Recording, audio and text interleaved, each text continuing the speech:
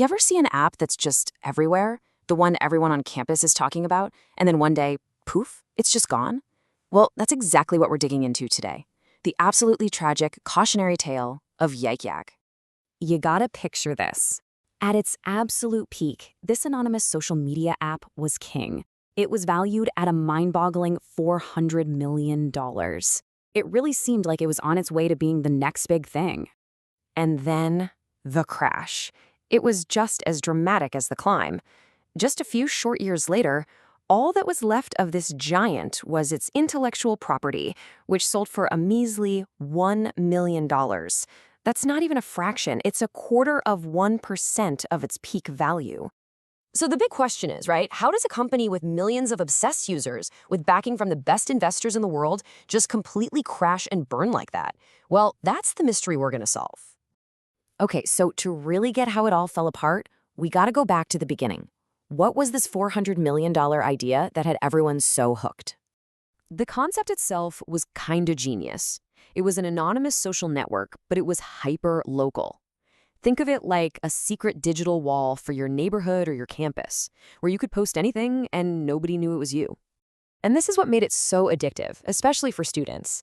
You could post your thoughts to everyone around you completely anonymously. You could upvote or downvote other posts called yaks, and you'd get these yak karma points. Kind of like Reddit, right? It created this wild, constantly changing feed of jokes, gossip, and news that was only for your campus. And the growth? It wasn't just fast. It was absolutely explosive. It launched in 2013, and by the very next year, it had already raked in $73.5 million in funding. We're talking from huge names like the legendary Sequoia Capital. And that's when it hit that insane $400 million valuation. For a minute there, it was the hottest app in the world. But here's where the story takes a dark turn. That one killer feature, the very thing that made it so popular, anonymity, well, it turned out to be a fatal flaw. The big problem was cyberbullying, and it wasn't just mean comments. It got ugly fast. This quote from a student, Jordan Seaman, really hits home. She felt completely exposed and targeted right there in her own community. And this is the crucial part. You have to understand this. What made the bullying on Yik Yak so much more terrifying than on, say, Twitter was that you knew the person threatening you was physically close. They were in that 5-mile radius. A virtual threat suddenly felt very, very real. As Jordan said, she started wondering, is someone watching me right now?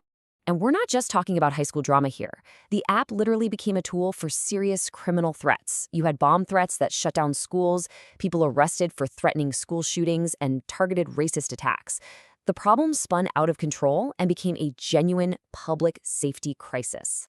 So the company is in hot water. The media is all over them. Schools are banning the app. They had to do something. But the solution they came up with, oh man, it was a complete disaster. Their logic was just totally backwards. Okay, so the problem was bad stuff happening on school campuses, right? Their brilliant solution was to just block the app from working on those campuses.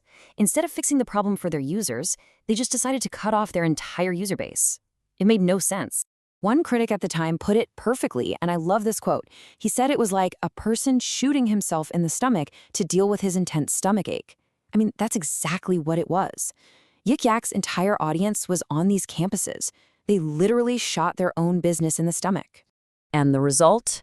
It was instant. It was catastrophic. The company's user base just plummeted by a staggering 75% in a single year. The app was in a death spiral, and it was one they'd put themselves into. So yeah, the company is in a total freefall. Let's take a look at the final moments of this collapse and figure out what we can all learn from this spectacular failure. I mean, just look at this timeline. It's wild how fast it all happened. It took just 4 years to go from a dorm room idea to a $400 million powerhouse, all the way to a complete shutdown and being sold for parts. So what was the real killer mistake here? At its core, it was moderation, or the complete lack of it. You know, platforms like Reddit have tons of moderators. Facebook has thousands of employees. Yik Yak? They basically did nothing. They added a little pop-up warning, but that was like trying to stop a tsunami with a beach towel. It was just way too little, way too late. But wait, the story doesn't actually end there. Because that core idea, that human desire for an anonymous local connection, that never really went away. And that led to a pretty surprising comeback. So, in a weird twist, after the original company died, the payment company, Square, yeah, that's Square, swooped in and bought the tech. Eventually, the app got a second life under new owners. This time, they focused heavily on safety with strict community guardrails. And then, in a final twist, it was bought by its own competitor, SideChat. It just goes to show you, the idea was still valuable. And you can still see the ghost of Yik Yak everywhere today. Apps like Yodel are basically a straight-up clone, but they learned a lesson. They built in heavy moderation from day one. And others, like Whisper and Candid, are still playing with that balance between being anonymous and building a community. The idea is still very much alive. And this really leaves us with the big, fundamental question at the heart of the Yik Yak story. It's a question that the entire internet is still trying to answer. Is total anonymity online a powerful tool for free expression, or is it a fatal bug that always, inevitably leads to chaos? The story of Yik Yak shows us just how high the stakes are.